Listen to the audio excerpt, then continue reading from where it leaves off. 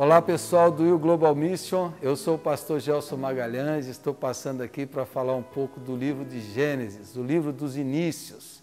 Ali aquela gloriosa frase, no princípio criou Deus os céus e a terra, a única frase que eu sei em hebraico, Bereshit bara Elohim, no princípio criou Deus os céus e a terra. Esse é o livro do início da criação, da entrada do pecado no mundo, da queda do ser humano, do dilúvio, do início do povo de Deus. Os 50 capítulos de Gênesis podem ser divididos assim. Do 1 até o 11 é a pré-história do povo de Deus. É desde Adão até a Torre de Babel, que compreende um período de 2000 anos. Observe, 11 capítulos pega 2000 anos. E de Gênesis 12 até Malaquias é mais quase 2000 anos, até Cristo são 2000 anos. Então, os 11 primeiros capítulos é a pré-história.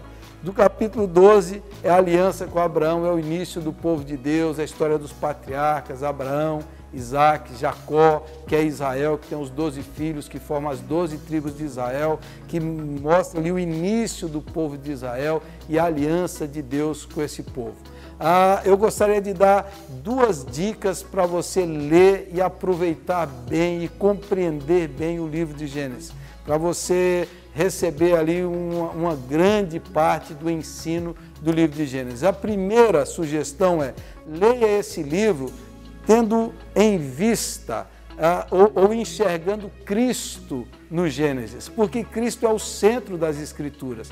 Tudo que o Antigo Testamento apontava em figuras, símbolos, sombras, é direcionado para Cristo, que é a concretização da promessa, que é a luz perfeita, o verbo que se fez carne, a palavra que se fez carne. Então, para entender Gênesis, a gente precisa enxergar Cristo. E onde está Cristo em Gênesis? Ele está na promessa. Desde Gênesis 3 já está a promessa do descendente da mulher que pisaria a cabeça da serpente, desde a aliança com Abraão em Gênesis 12, que de Abraão seriam abençoadas todas as famílias da terra, porque o descendente de Abraão, que é Cristo, vai abençoar o mundo inteiro. Então Cristo está na promessa. Cristo está também na redenção. Toda vez que a redenção opera, que alguém é redimido, é restaurado, é transformado, é porque o Evangelho já está operando.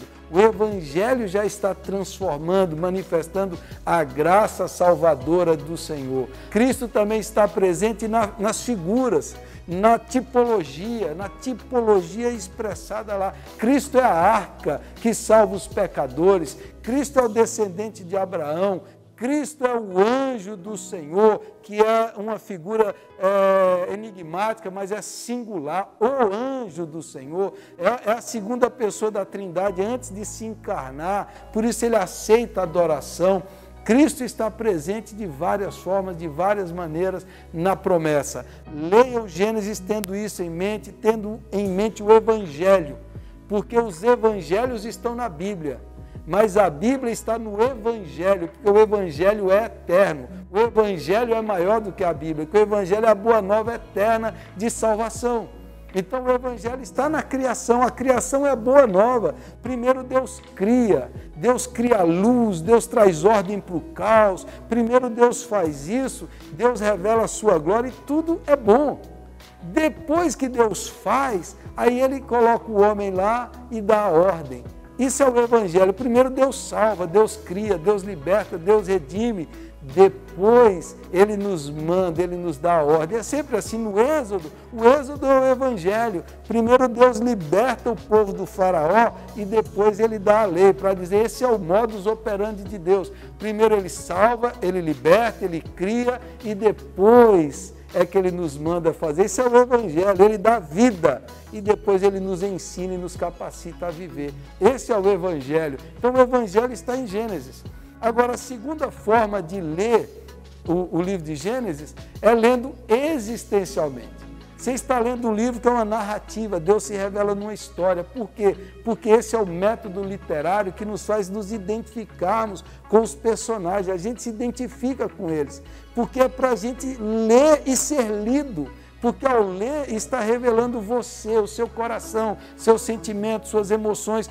Aqueles personagens lá somos nós, eu e você. É por isso que Paulo em Romanos diz que nós somos Adão, nós estávamos em Adão. Você não pode ler o Gênesis e falar assim, maldito Adão que pegou. Não, você é Adão, eu sou Adão, eu sou pecador, nós também desobedeceríamos. E aí, à medida que você vai lendo, você vai se enxergando. Eu sou Abraão, que Deus me chama para deixar o mundo, dos caldeus, e andar em fé, e viver pela fé.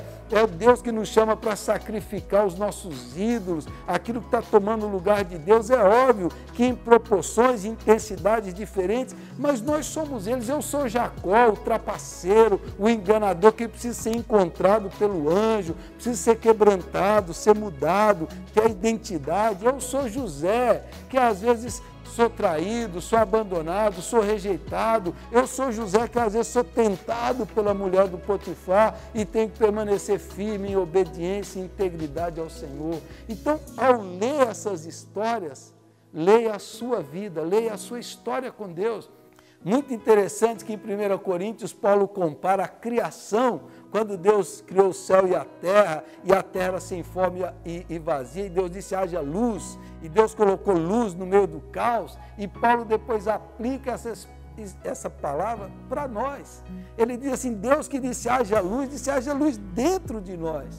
Ou seja, toda essa obra da criação é aplicado depois existencialmente, porque a palavra de Deus traz ordem, traz luz, traz vida para o caos interior, para a nossa vida. Ou seja, leia o texto existencialmente, leia para você, deixe o texto falar com você, deixe essa história ser a sua história, a história de Deus na sua vida, o início de uma nova história. Então, Gênesis, resumidamente, é um convite para a gente andar e viver e experimentar a história da graça de Deus na nossa história.